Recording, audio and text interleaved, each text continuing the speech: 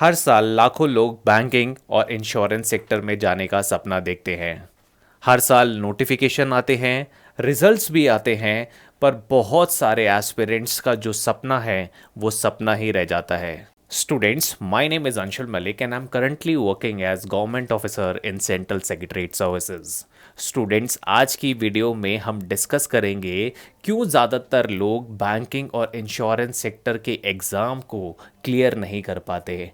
हमें पता है एप्लीकेशंस लाखों में होती हैं, वैकेंसीज कुछ हज़ारों में होती है, पर बहुत सारे एस्पिरेंट्स ऐसे हैं जो बहुत डेडिकेटेड हैं, सारा साल मेहनत करते हैं, लाइव क्लास लगाते हैं, बहुत सारी चीज़ें करते हैं, पर फिर भी उनका सपना पूरा नहीं हो पाता। आज की वीडियो में मैं आपको प्रॉपर रीज़न एंड एनालिसिस दूंगा जिसकी वजह से आप हर बार फेल हो जाते हैं। स्टूडेंट्स, और स्टार्ट करने से पहले मैं आपको बताना चाहूँगा कि आई एग्ज़ाम बी ने लॉन्च किया है अल्टीमेट बी बैंकर कोर्स, जिसका लिंक आपको डिस्क्रिप्शन बॉक्स में मिल जाएगा। स्टूडेंट्स, मैं आपको बताना चाहूँगा, अगर आप banking and insurance sector exams की तैयारी कर रहे हैं तो आई एग्ज़ाम बी वादा करता है कि आपका 2 साल में सिलेक्शन किसी भी सेक्टर में करवा कर रहेगा, नहीं तो आपके पूरे पैसे वापस कर दिए जाएंगे। मैं आपको बताना चाहूँगा कि इस कोर्स का जो फर्स्ट बैच है वो 5 अप्रैल से स्टार्ट हो चुका है। स्टूडेंट्स, यहाँ पर हम डेली लाइव क्लासेस कंडक्ट करते हैं फॉर 1 to 1.5 आवर ईच, जहाँ पर आपको बेसिक से पढ़ाया जाएगा।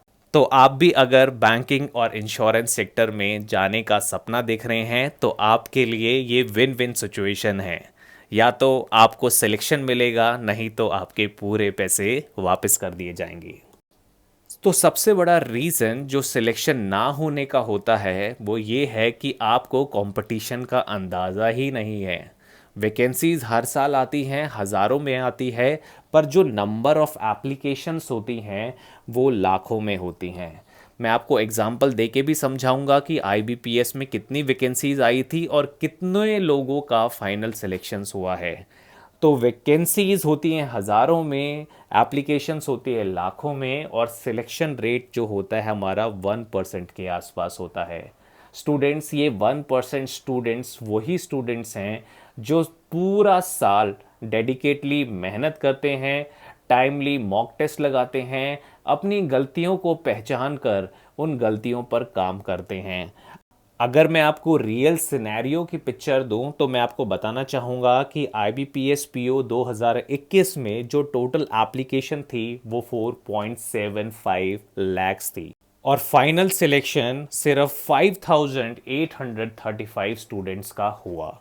आपके पास यहाँ पर प्रीलिम्स क्वालिफाइड कैंडिडेट का भी नंबर है जो 1:10 की रेशो पे है, यानी हर 10 लोगों में से एक लोग ने प्रीलिम्स को क्वालिफाई किया। क्वालिफाइड मेंस का भी नंबर है आपके पास, यानी 17,500 लोगों ने मेंस को क्वालिफाइड किया। स्टूडेंट्स जो इस कैटेगरी में हैं तो क्या उन्होंने मेहनत नहीं की? अगर आप इस एनालिसिस से देखें तो लगभग लगभग 12,000 लोगों ने मेंस क्वालिफाई करने के बाद इंटरव्यू में क्वालिफाई नहीं किया। और इसका सबसे बड़ा रीज़न है कि आप लोगों के मार्क्स कट ऑफ मार्क्स के आसपास होते हैं। स्टूडेंट्स, हमेशा कट ऑफ मार्क्स से हमें 10 to 15 मार्क्स ज़्यादा स्कोर करने की ज़रूरत होती है, तभी आप सेफ जोन में होते हो, क्योंकि हमें नहीं पता कि इंटरव्यू आपका कैसा जाएगा। पर अगर हम मेहनत करेंगे तो प्रीलिम्स और मेंस में अच्छा स्कोर कर सकते हैं। तो ये बहुत इंपॉर्टेंट एस्पेक्ट है समझने के लिए कि अगर आप मेंस की तैयारी करें तो हमेशा आप कट ऑफ मार्क्स से 10 से 15 नंबर मार्क्स स्कोर ज़्यादा करने की कोशिश करें। उसी तरीके से अगर आईबीपीएस क्लर्क में हम टोटल नंबर ऑफ एप्लीकेशंस की बात करें तो यहाँ पर 7.5 लाख लोगों ने क्लर्क के लिए अप्लाई किया था, जहाँ पर टोटल सिलेक्शन 9,000 स्टूडेंट्स का हुआ था। स्टूडेंट्स, 9,000 वैकेंसीज कम नहीं हैं, पर अगर आप मेहनत करेंगे, डेडिकेटली पढ़ेंगे और अपने सारे बेसिक कॉन्सेप्ट्स को कवर करते हुए हर एक चैप्टर के कम से कम 100 क्वेश्चंस प्रैक्टिस करेंगे और वैरायटी से प्रैक्टिस करेंगे, तभी आप मेंस क्वालिफाई करके अपना फाइनल सिलेक्शन पा सकते हैं। दूसरा सबसे बड़ा रीज़न है कि स्टूडेंट्स नोटिफिकेशन आने का वेट करते हैं कि जब नोटिफिकेशन आएगा तब मैं पढ़ना स्टार्ट करूंगा। स्टूडेंट्स, ये मैंने आपको आईबीपीएस का कैलेंडर और साथ ही साथ आपकी परीक्षा कब होने वाली है उसका कैलेंडर एक पेज पे रख दिया है। अगर हम एसबीआई क्लर्क की बात करें तो 9 जुलाई को इसका प्रीलिम्स एग्ज़ाम है। ठीक है, तो लगभग लगभग आपके पास 3 महीने का समय है in order to prepare for SBI clerk. अगर हम आईबीपीएस आरआरबी की बात करें तो उसका एग्ज़ाम अगस्त में है, यानी यहाँ पर आपके पास 4 महीने हैं। उसी तरीके से आरआरबी ऑफिस असिस्टेंट का भी जो एग्ज़ाम है वो अगस्त से स्टार्ट है, यहाँ पर भी आपके पास 4 महीने हैं। स्केल 2 और स्केल 3 के एग्ज़ाम सितंबर 24 को है, यानी यहाँ पर आपके पास 5 महीने, यहाँ पर आपके पास 6 महीने, और आईबीपीएस पीओ में भी आपके पास 6 महीने। अगर हम प्रीलिम्स की कट ऑफ डेट को ध्यान में रखें तो ये आपके पास टाइम है इन ऑर्डर टू प्रिपेयर कौन से सब्जेक्ट्स, आपका क्वांट हो गया, रीजनिंग हो गया, इंग्लिश हो गया, जनरल अवेयरनेस हो गया। तो ये सब्जेक्ट्स तो आपके कॉमन ही रहने वाले हैं सभी एग्जाम्स में। तो आपके पास 3 महीने से 6 महीने का समय है, तो आपके पास पूरा प्लान होना चाहिए एग्जीक्यूट करने के लिए। अगर आप आज ही से तैयारी शुरू करते हैं, यानी आज की डेट होगी 5 अप्रैल, तब भी आपके पास पूरा साल है जहां पर अपॉर्चुनिटीज आपके पास आती रहेंगी और आपको सिर्फ एग्जाम देना है और अपनी पोजीशन को सिक्योर करना है। स्टूडेंट्स, अगर आप अल्टीमेट बी बैंकर कोर्स का पार्ट बनना चाहते हैं और आज से ही तैयारी करना चाहते हैं तो डिस्क्रिप्शन बॉक्स में मैंने आपको लिंक दे रखा है, आप उस गूगल फॉर्म में जाकर अपने आप को रजिस्टर कर सकते हैं। तो प्लानिंग से मेरा मतलब था कि अगर हम बैंक पीओ की बात करें तो बैंक पीओ में आपसे इंग्लिश पूछा जाएगा, रीजनिंग, क्वांट, जनरल अवेयरनेस, साथ ही साथ कंप्यूटर अवेयरनेस और इंग्लिश राइटिंग भी आपसे करवाई जाएगी। पर अगर हम बैंक क्लर्क की बात करें तो यहाँ पर सिर्फ क्यूआरई और जनरल अवेयरनेस आता है। तो आप डिसाइड करें कि आपको कौन सी कैटेगरी में एग्ज़ाम देना है और उसकी तैयारी आज से ही स्टार्ट करें। स्टूडेंट्स, अगर मैं रीजनिंग और क्वांट की बात करूं तो मेजॉरिटी ऑफ दिस सेक्शन आपका पजल्स और डीआई में से आता है। ठीक है, सबको ये बात पता है कि मेजॉरिटी 50% ऑफ द रीजनिंग का सेक्शन और 50% क्वांट का सेक्शन हमें पजल और डीआई में से पूछा जाएगा। तो अगर आप रोज 4 पजल मॉडरेट लेवल की सॉल्व करो और रोज 4 डीआई मॉडरेट लेवल की सॉल्व करो तो 3 महीने के अंदर स्टूडेंट्स आप कितने डीआई और पजल सॉल्व कर सकते हो। तो ये एक कंसिस्टेंसी होती है जो आपके स्टडी प्लान में होनी चाहिए।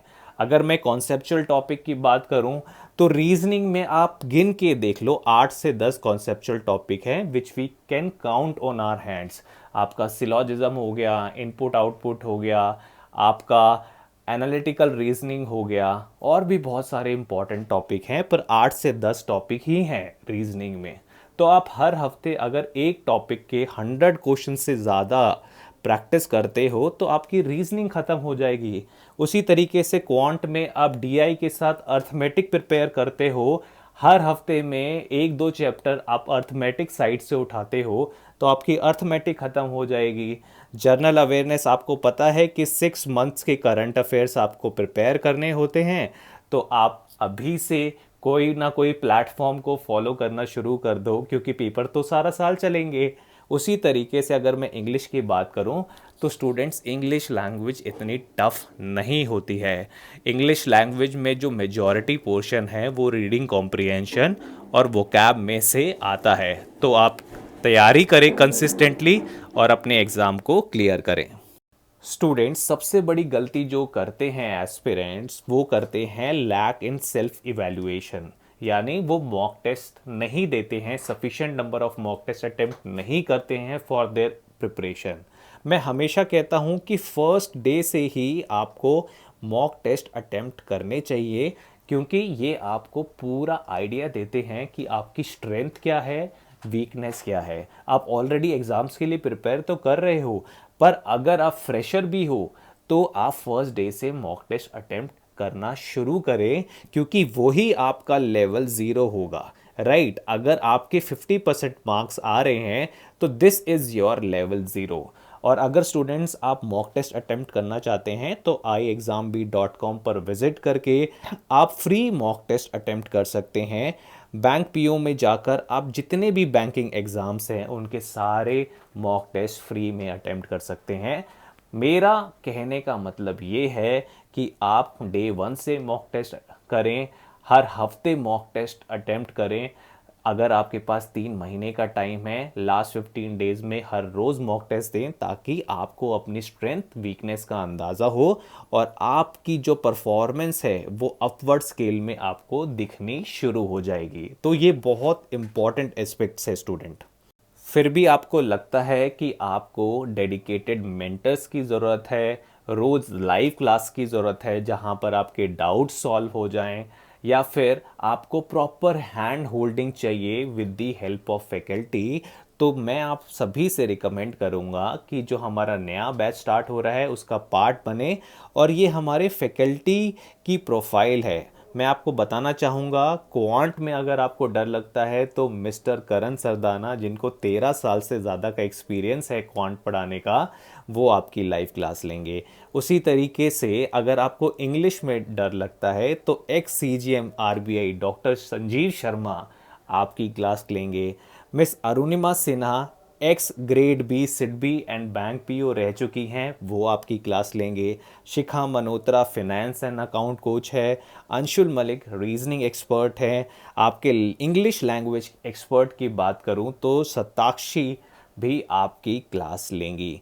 उसी तरीके से जनरल अवेयरनेस के लिए we have specialized faculty Amit पर ही।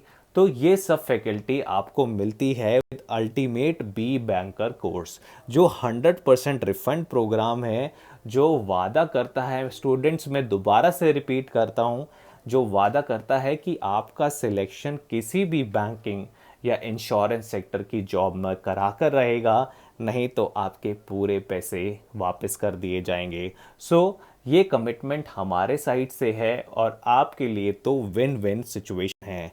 स्टूडेंट्स, हमारा पहला बैच जो है वो 5 अप्रैल से स्टार्ट हो चुका है। लिंक आपको डिस्क्रिप्शन बॉक्स में मिल जाएगा।